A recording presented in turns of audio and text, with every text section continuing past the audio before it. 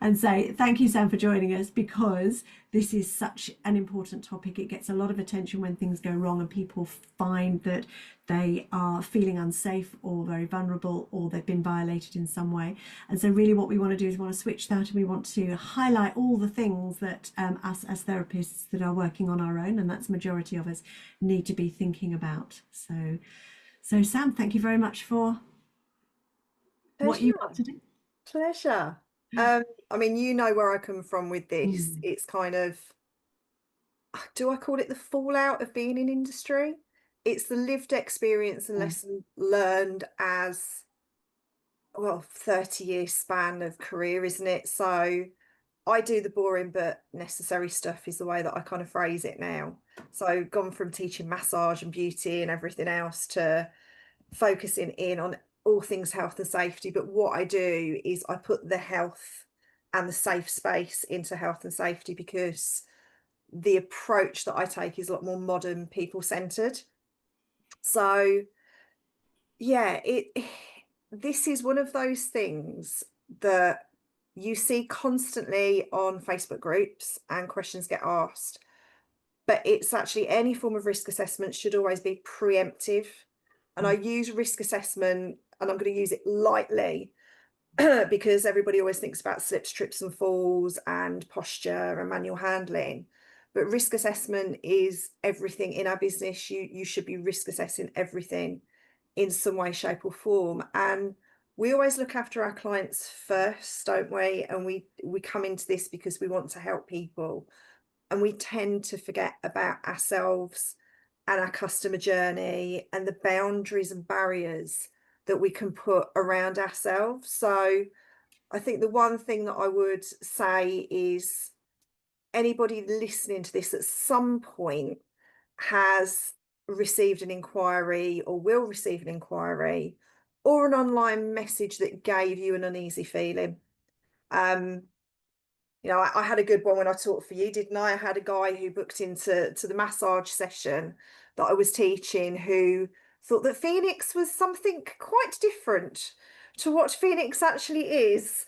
So that was an interesting conversation to say, where are you? And that was a total denial of ever having even booked in.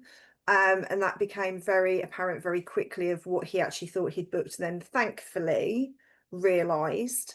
So I mean, the reality of working alone, it's physical safety, it's emotional safety, and it's that professionalism, so you don't get those blurred boundaries. I mean, Louise, in your group, what have you found have been the common sort of denominators of the fear, the worry, the anxiety around this subject? I think the biggest one is women treating men. I think that Okay. has to be the top one. Unknown men or just men in I general? think a combination, men in general, but specifically unknown men. And I don't think that people realize that actually when they go out to somebody's house, there could be other people in the house that are unknown men. So it's actually not about unknown men or unknown women, it's about unknown people. And as you quite rightly say, the risks surrounding that. And even as simple as doing a risk assessment of how could I get out of this room?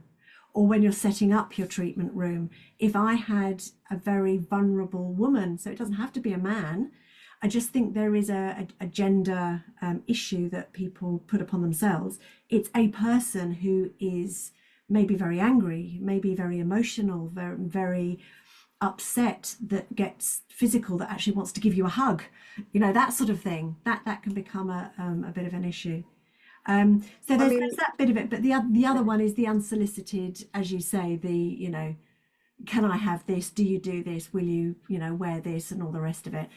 And that, I think, comes back to how we present ourselves, and knowing how to actually deal with those sorts of things. Yeah. I've just done my next article in Salonpreneur magazine focuses on personal safety. There's actually some really, really good stuff in that mag coming up in October.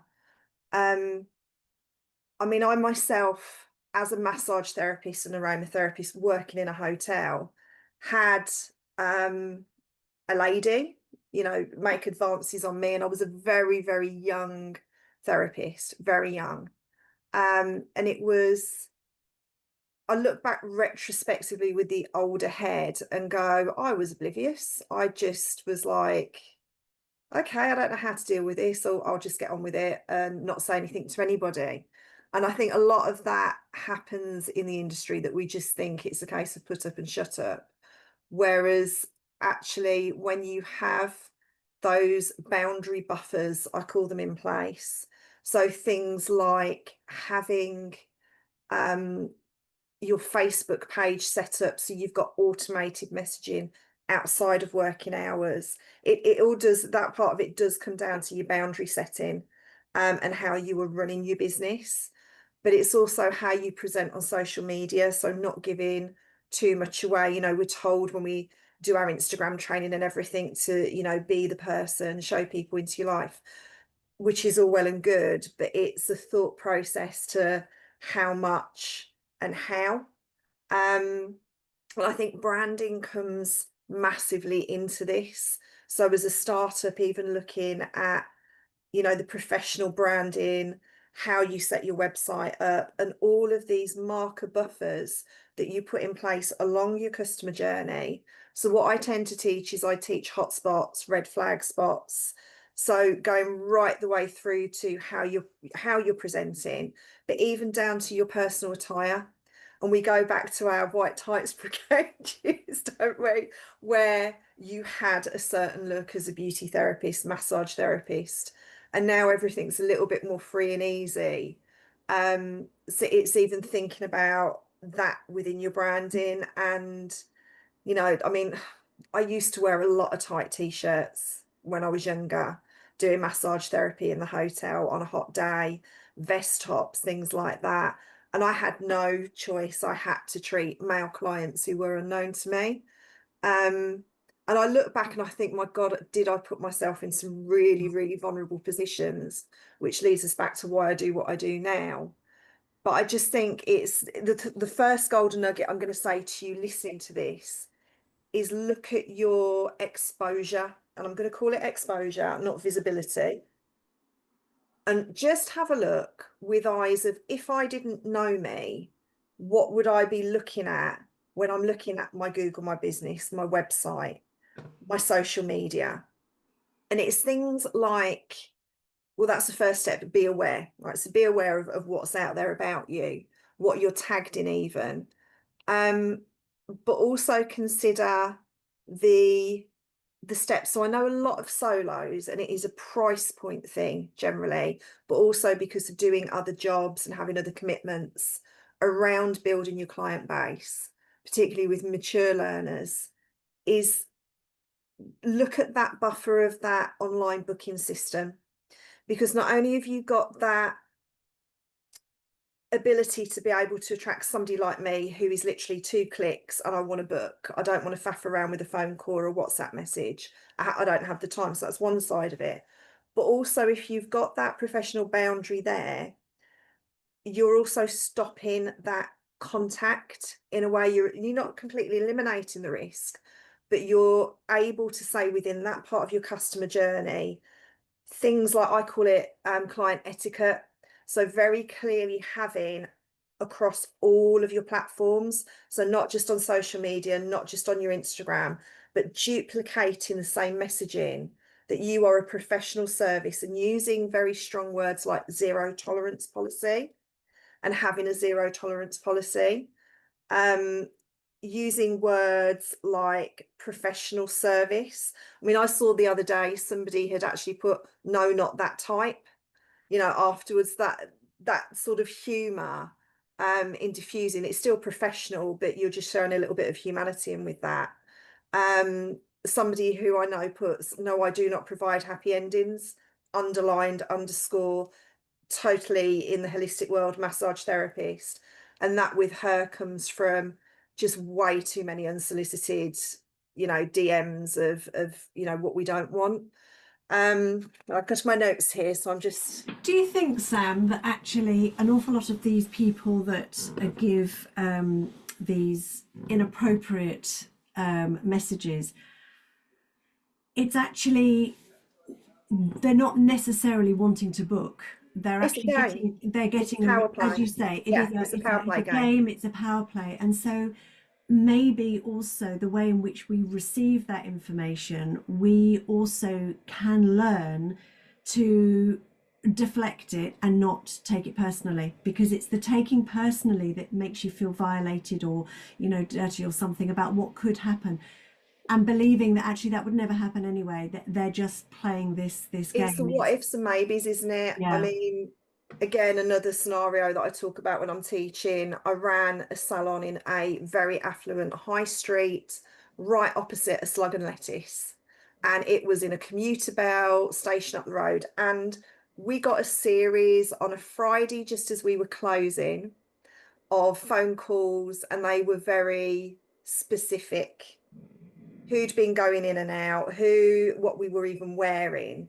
And over a period of a couple of weeks, I kind of worked out actually there are people sitting in the Slug and Mm, Lettuce who think this is funny, this is a game. yeah. So obviously put things in place to stop that from happening. People got barred and all sorts. And we got letters of apology because there wasn't any intent. It was Mm, just a bunch of, young girls. We're gonna, have a bit of a play with them, quite wrongly. Um, but yeah, the pattern seems to be more often than not. And when we talk about risk assessment, we talk about likelihood and probability. mm, The likelihood and probability of somebody who is contacting you, who is targeting or stalking you, is so slim, mm, so minute. These people have a gameplay of, they're doing it all over the country. It might not even just be that they're in your area, that it's a game of how are we going to get, who's going to respond.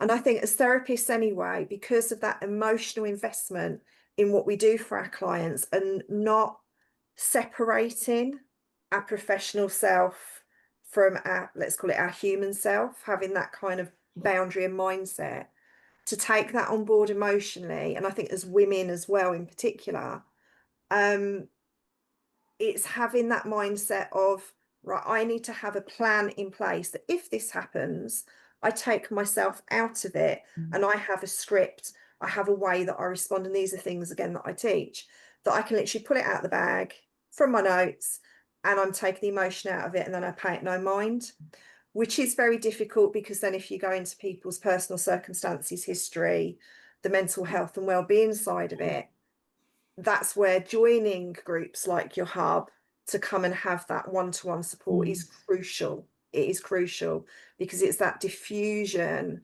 of what does this actually really mean. And mm, I think with CPD training in personal safety, this is where you can shift the it's about me to mm, actually it's about them mindset. mm. Definitely. Can I just pick up on something you were talking about, sort of the emotional connection that we have? Yeah. I see a lot of comments from therapists, and particularly, obviously, my audience is complementary therapists, so we are dealing with people on a slightly deeper level sometimes.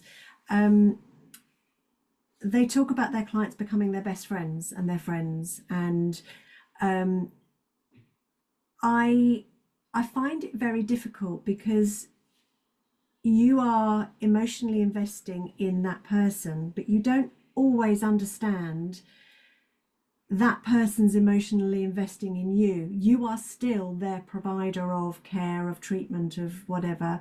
You have a bit of a duty of care, and you also have a duty of uh, professional ethics as well. How, or what is your advice on how therapists can keep their boundaries on that level, but still give? You have to have a professional persona. Mm, Again, you and I have been there, and it was something that I had to develop. I think because I went obviously into industry very, very young. But I think when you are coming into a service industry, and we are a service industry, mm, it's that construction of what don't you talk about, mm, what do you talk about, and it goes back to client etiquette, but also that links into your professional ethics, your integrity, and that's something that has to be thought about. that where do you draw the line? I mean, I can give you so many examples So could I. of just where people have overstepped, or just some, even the conversations that I allowed people to have with me that marked me. It's having confidence to be able to say no, Yeah. and understand that you are allowed to say no, or that's not something we discuss in the treatment room. The whole hug thing, it's a really difficult one with complementary therapy. I used to, if somebody tried to hug me, I'd hold their hands. So I'd hold them at a distance. So I used to hug my clients. And then as I got older and more wise and had people holding my hand and touching my hand in appropriate ways when I was massaging them. Or, oh my God, one client, this just has come back to me. One client, when I got married the first time, I was 26, bought me a negligee to wear on my honeymoon. And is this a female A client? female client. Yeah. And it really, really freaked me out massively, because there was no mother aspect to her, right? There wasn't that type of energy from that client. And I can remember taking it home to my mum and saying, I don't know what to do with this. And she just said, give it here. And that went to the charity shop. But then having to go back into the treatment room with that client was awkward. That was in a situation where I was in a gym, running a salon in a really nice, luxurious gym, very good client. And I felt like she tried to do something nice for me, but had overstepped. And again, I didn't know how to handle that. So I just ignored it. So I was going to say, that's quite interesting, actually. It's not necessarily about the therapist overstepping, it's about the client overstepping and wanting to know more about you than you're willing to give away at that time, isn't it? So that's another way of needing, because you're right that the amount of people that actually turn into stalkers is actually very low, but it's still, it's possible. It is a possible, and it is something that you actually don't know what's going on in their life.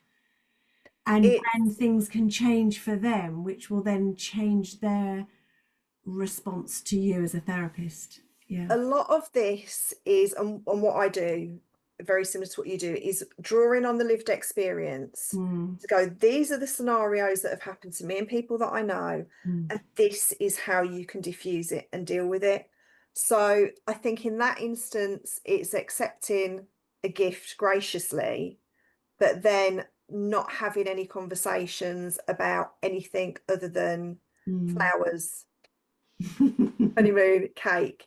So we very much, because we want to be caring to our clients, I think it's something that you have to learn to safeguard your other self. And you see a lot of influencers do that, actually. There's somebody who I know who's absolutely brilliant at giving you the peek behind the curtain of her days out, back of the head of the kids. We've been here. Nothing that actually shows who, what, where, when. Yes. Yeah.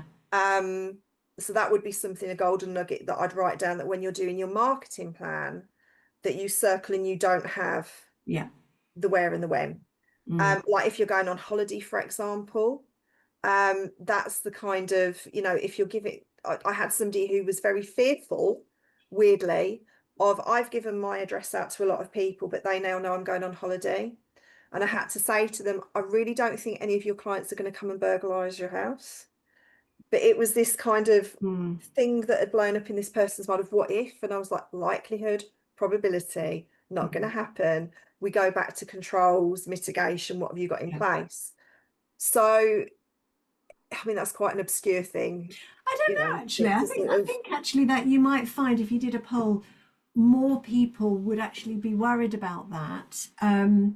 Because when you go on holiday anyway, there is always a little bit of, we're leaving the house empty. If you're working from home and more people know the house is empty, I suppose actually that could be more of a thing for more people, actually. And I think it's also getting back to your house and part of the customer journey as well. is when do you actually release the information of where the client's going to come if you're working from home? Mm. So that becomes part of your mapped customer journey. And I have a really big thing about pre-screening clients when you're Yeah. working from home and going through a kind of meet and greet consultation online. We've got Mhm. that ability now to be able to do that. And the same way with mobile. When I had my Kids Pamper Party business, I used to do a video walk round with the customer to check that their actual venue Yeah. was suitable, but it was more of me also looking for hygiene, Yeah. who's in the house, are there any animals, where am I going to be setting up, what type of person is this? And yeah, I did turn away a couple of Mhm. clients on the thing of this, there's something not quite right here. Mm. I don't feel comfortable with some of the things that you're saying, but also the hygiene aspect that I didn't really want to walk in and put my kit into an environment And that, that's, I think, really, we talk about this a lot within our business building is, as you say, the client journey and how you pre-screen. I mean, the last thing you want to do is turn up and find that you've got this, that, and the other. So asking those questions and actually go back to boundaries. This is what I will need from you. If I'm coming to your house and I'm doing a reflexology or a massage, I will need these things from you. And I hadn't thought about a video walk around. I think that's a really, really good idea. And as you WhatsApp, you say, can this do is it something, really easily, but you and really I, when easily. we were establishing our first businesses, that wasn't a thing, was it? But and I can remember having a mobile phone and then hearing that one day you'll be able to see people through it and thinking that was the most awful thing in the whole world. But now we wouldn't live without it. It's funny, isn't it?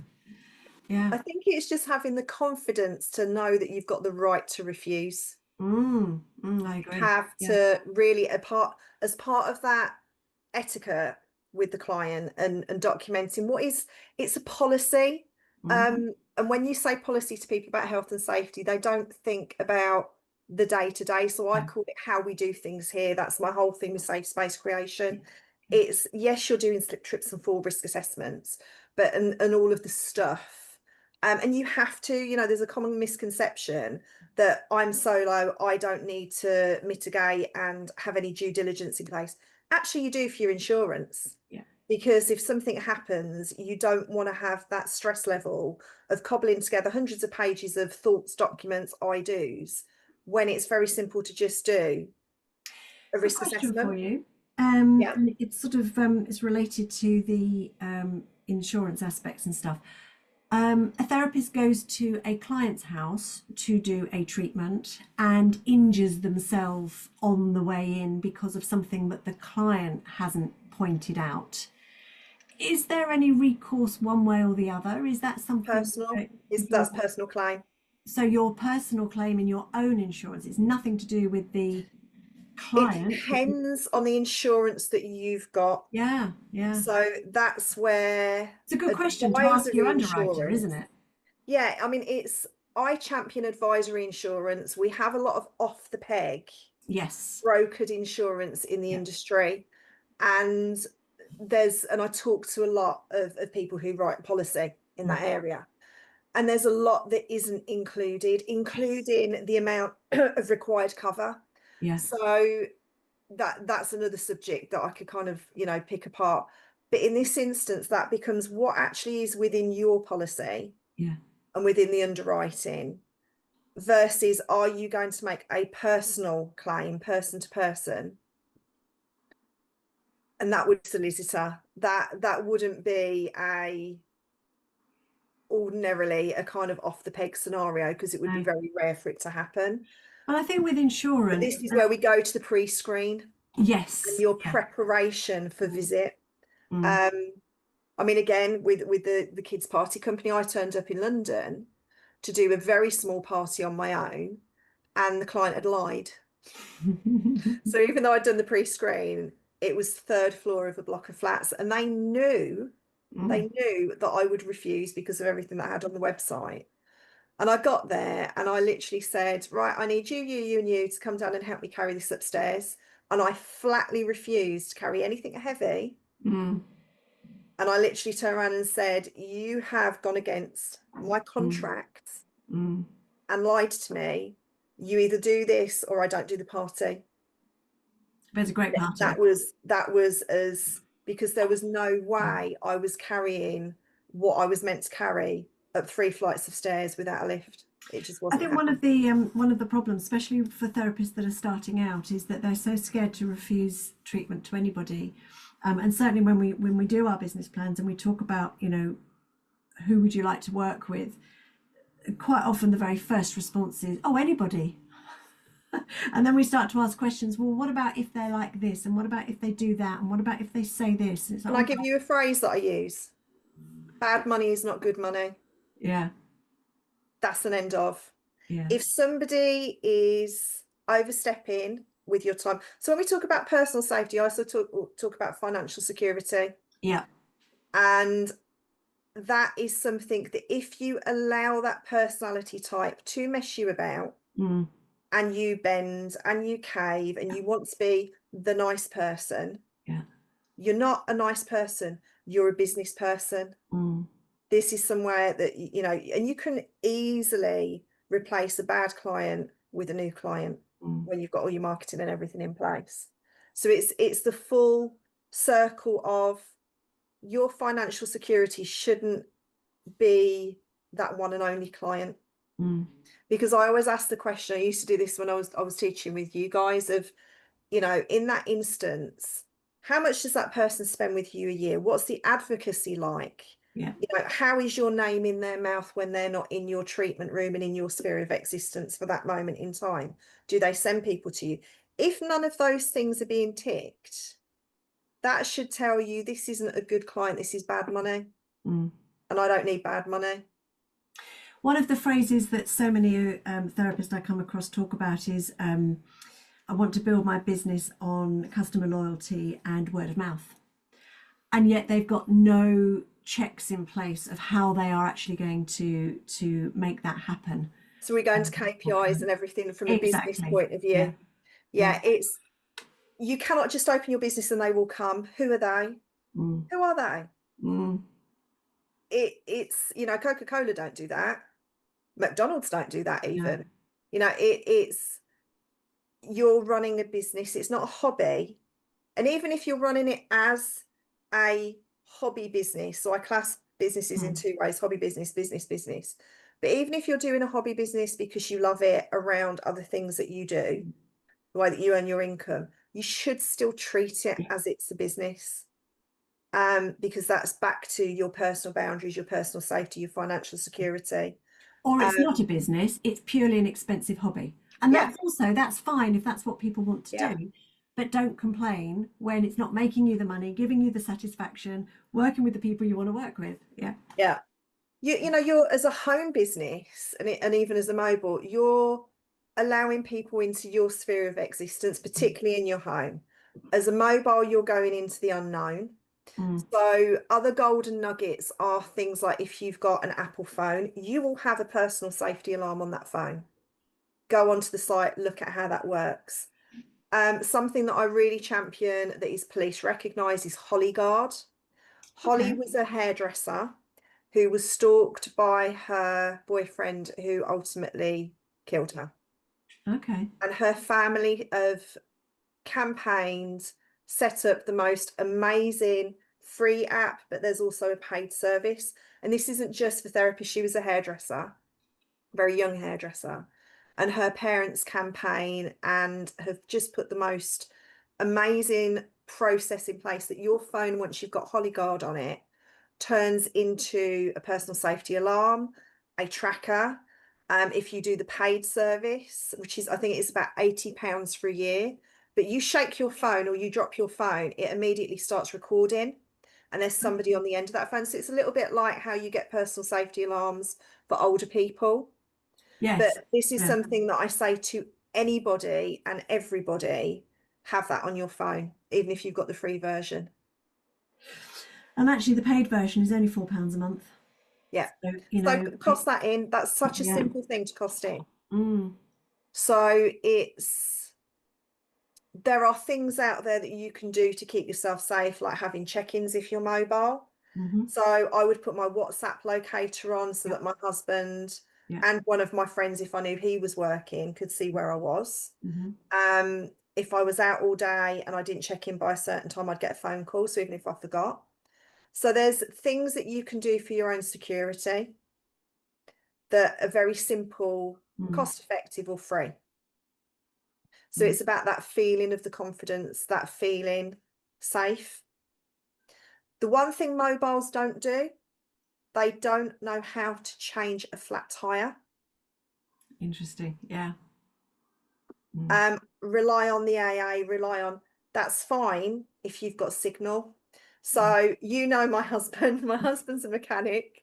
And part of one of the workshops that we will be doing, and I'll call it the Royal We, is basic car maintenance. So even if you've got a lease car, it becomes, can you actually keep that car on the road if you need to? And do you know all of the checks?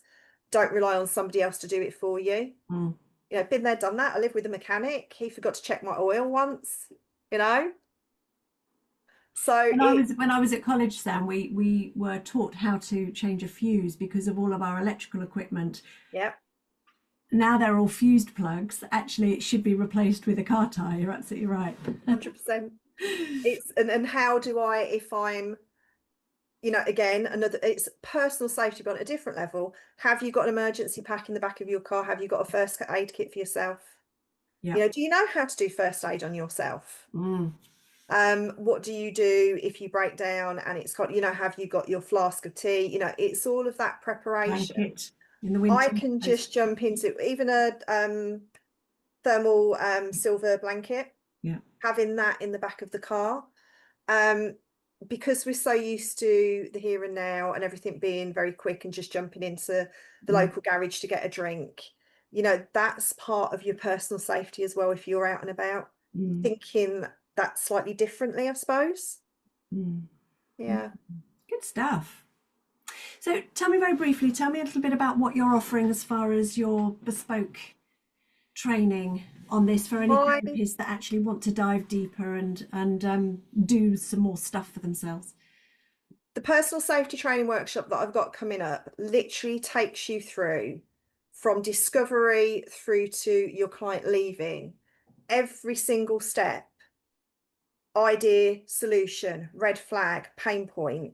So you've literally done a full risk assessment on your business.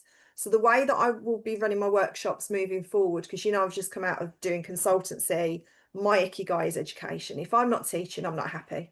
It's as simple as that. My heart's not full. So it becomes a workshop and implementation day. You've also got an option to do it one-to-one.